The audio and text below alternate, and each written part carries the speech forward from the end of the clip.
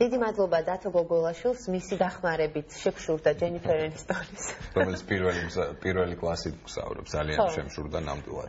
ჩვენ ეთერში კი მე ვფიქრობ, რომ მეტად საჭირო ინფორმაციას მოგაწვით ახლა, განსაკუთრებით მათ, ვისაც არ გაქვთ საკუთარი სახლი და პერიოდულად გიწევთ ბინის დაქირავება, ან თავად გაქვთ სახლი იმისთვის, რომ გააქირავოთ, მიუხედავად იმისა, რომ უამრავი ადამიანი ყოველდღიურად ეძებს ბინას ან აქირავებს, საქართველოში კონკრეტულად კი ისეთ დიდ ქალაქებში, როგორიც არის თბილისი, ქირავნობის ხელშეკრულება ეს ის თემაა, რომელზეც არც საუბრობენ და მის გაფორმებაზეც არ ფიქრობენ, როდესაც კონკრეტული ადამიანები ბინის მოძიების პროცესში არიან. შესაძლოა ერთ-ერთი ფაქტორი, რატომაც ქირავნობის ხელშეკრულება არ იყო, ასე ვთქვათ, თემა, რომელზეც როგორც დამქირავებელი, ასევე გამქირავებელი იზრუნებდა, ისიც გახდათ, რომ გადასახადი იყო საკმაოდ მაღალი 20%, თუმცა ცვლილება შევიდა საგადასახადო კოდექსში, რაც იმას ნიშნავს, რომ 20%-დან უკვე 5%-მდე ჩამოვიდა გადასახადი, ასე რომ თქვენ შეგიძლიათ უკვე გააფორმოთ ხელშეკრულება და თუ რატომ არის ეს მნიშვნელოვანი, ჩვენი კოლეგა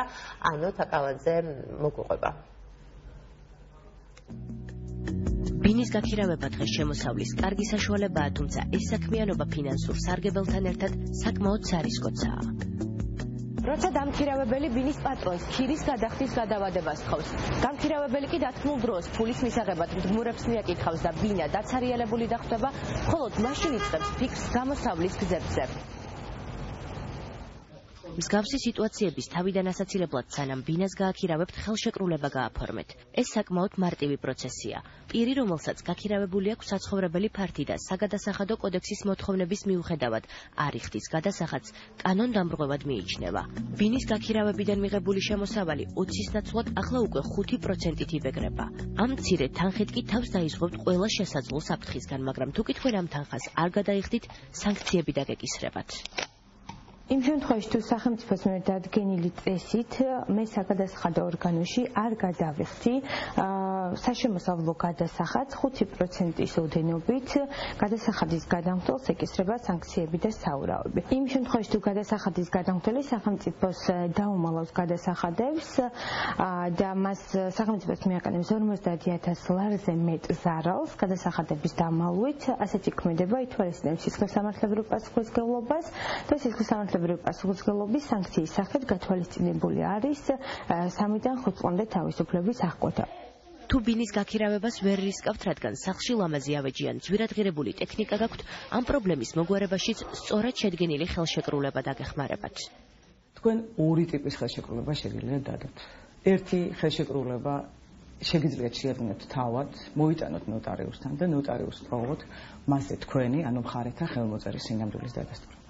ამ შემთხვევაში ნოტარიუსი არ შედის არანაირ მსჯელობაში, არ იხილავს ამ დოკუმენტის სამართლებრივ მხარეს და ადასტურებს მასზე მხოლოდ თქვენს ხელმოწერას. რაც შეეხება ხელშეკრულების შინაარსობრივ ხასიათს, ამ შემთხვევაში თქვენ ნოტარიუსთან მიდიხართ კანონმდებლობით დადგენილი ყველა საჭირო დოკუმენტით და აცნობთ თქვენ სპეციფიურ პირობებს. ამ შემთხვევაში ნოტარიუსი, როგორც კვალიფიციური იურისტი, ხდება თქვენი ორივე მხარის დამოუკიდებელი კონსულტანტი. ხელშეკრულების გაფორმების დროს მასში უნდა ჩაიწეროს დამქირავებლის სრული საპასპორტო მონაცემები და მიეთითოს რეალური გადასახადის ზუსტი ოდენობა. ამ ხელშეკრულების საფუძველზე გამქირავებლის მიმართაც მოთხოვნის მეტი უფლება აქვს. თუ თქვენმა მდგმურმა ქირის ფული არ გადაგიხადათ ან თქვენ სახლში რაიმე ნივთი დააზიანა, თქვენ შეგიძლიათ მიმართოთ სასამართლოს და ზარალი ამ გზით აინაცღაუროთ. მადლობა ანოთა.